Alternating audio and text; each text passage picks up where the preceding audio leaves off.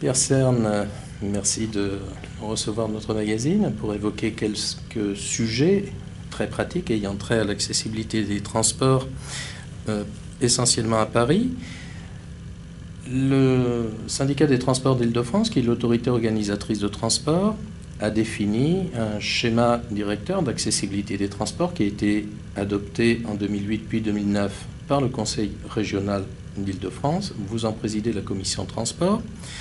Ce schéma considère que le métro parisien ne peut pas être mis en accessibilité. Sur quels documents, sur quelles études précises repose cette déclaration d'inaccessibilité totale et durable du métro existant?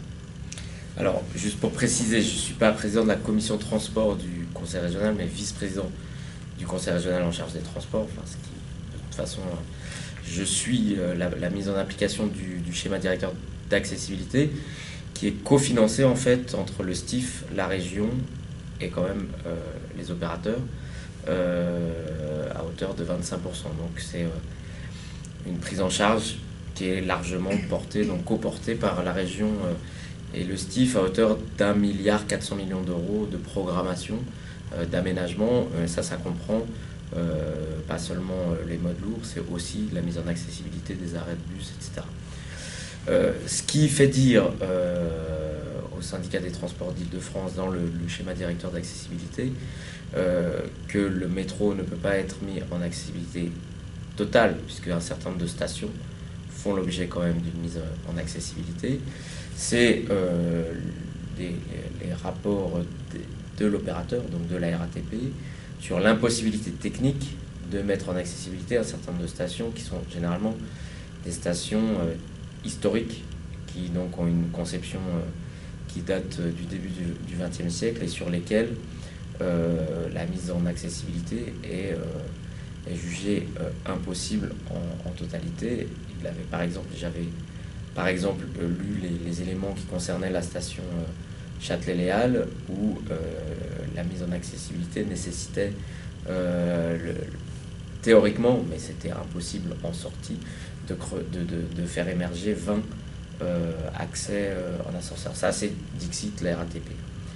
Ce qui m'a été récemment demandé par un certain nombre d'associations de personnes handicapées, et notamment l'APF, c'est que, ok, ils ne contestent pas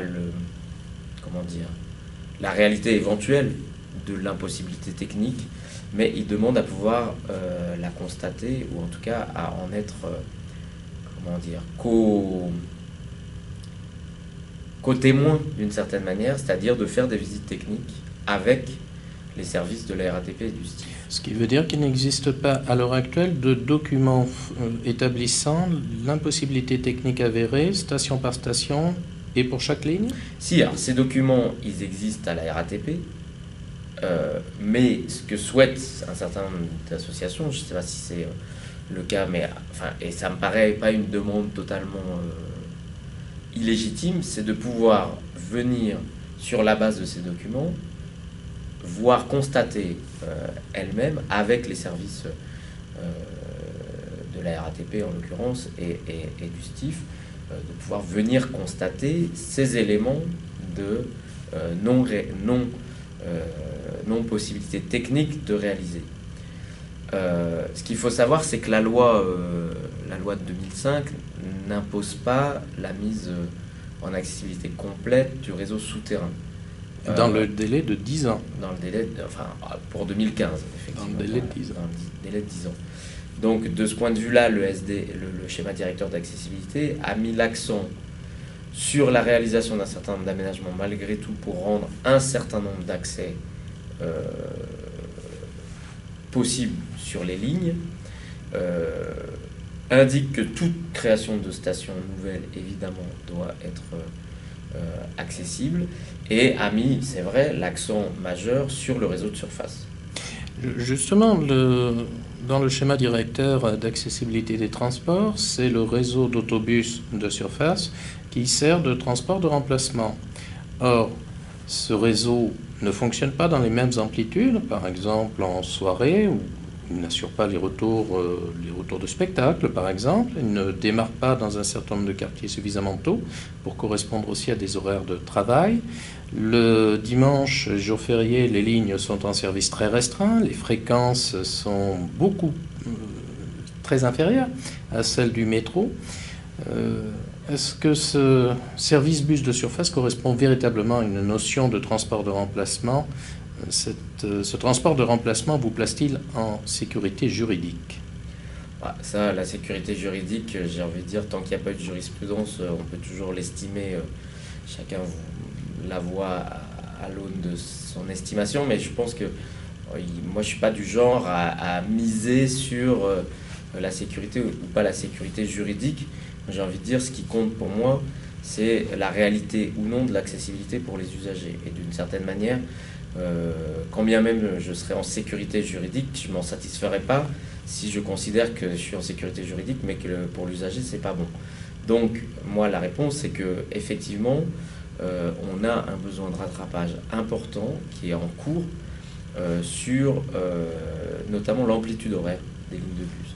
On est en train d'avancer à marche forcée, là, pour l'étalement des amplitudes à la fois dans la semaine, c'est-à-dire qu'en gros, on a un objectif de mise pratiquement sur les horaires du métro, donc effectivement de 5h30 du matin à minuit et demi, de l'ensemble des lignes, notamment de Paris et Petite Couronne, donc des lignes bus RATP, et sur l'ensemble de la semaine, c'est-à-dire samedi et dimanche. On y consacre sur 4 ans, donc 2012, 2013, 2014, 2015, 160 millions d'euros, c'est sans précédent dans l'argent qu'on met sur la table pour renforcer ces lignes. Et c'est 800 lignes de bus qui doivent être, dont l'amplitude doit s'améliorer et sur lesquelles, du coup, on fait aussi des renforts de fréquence. Vous visez l'échéance de février 2015 ou un petit peu plus tard ? Franchement, je ne peux pas garantir qu'en février 2015, l'ensemble du réseau bus aura l'amplitude minuit 30, enfin 5h30, minuit 30.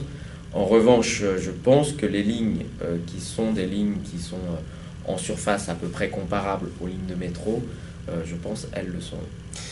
Un autre problème vient de surgir, la difficulté pour les opérateurs d'accepter plus d'une personne en fauteuil roulant.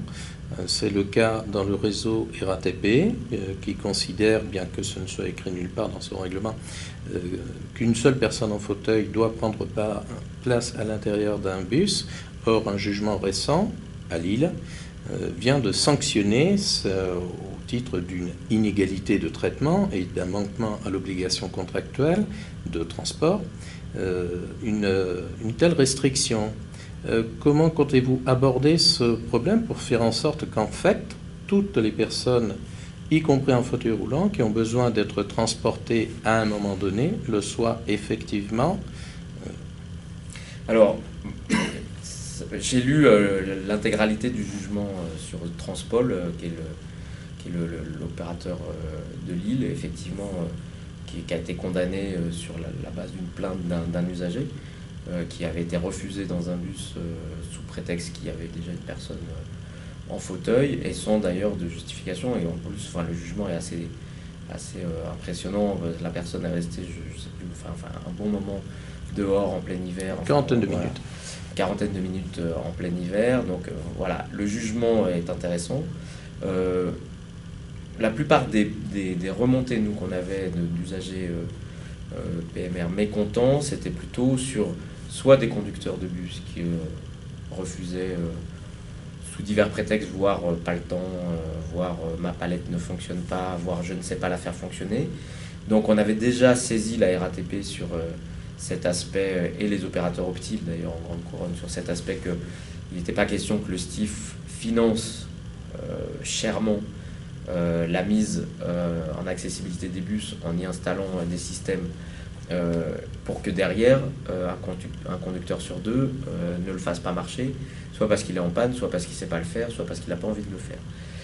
C'est l'aspect j'en ai déjà une personne dedans, donc j'en prends pas deux. Moi, j'avais pas eu de remontée comme ça, mais le jugement montre que ça existe. Donc je vais saisir le PDG de la RATP sur cet aspect des choses pour vérifier qu'effectivement, ce qui est dit dans le règlement, mais en pointant le fait que manifestement, s'ils ont ça dans leur règlement, c'est illégal, et en tout état de cause, pour qu'il y ait une consigne qui descende à l'ensemble des dépôts bus et des conducteurs sur cet aspect illégal du refus d'une deuxième personne en fauteuil dans un bus où il y aurait la place de la faire monter.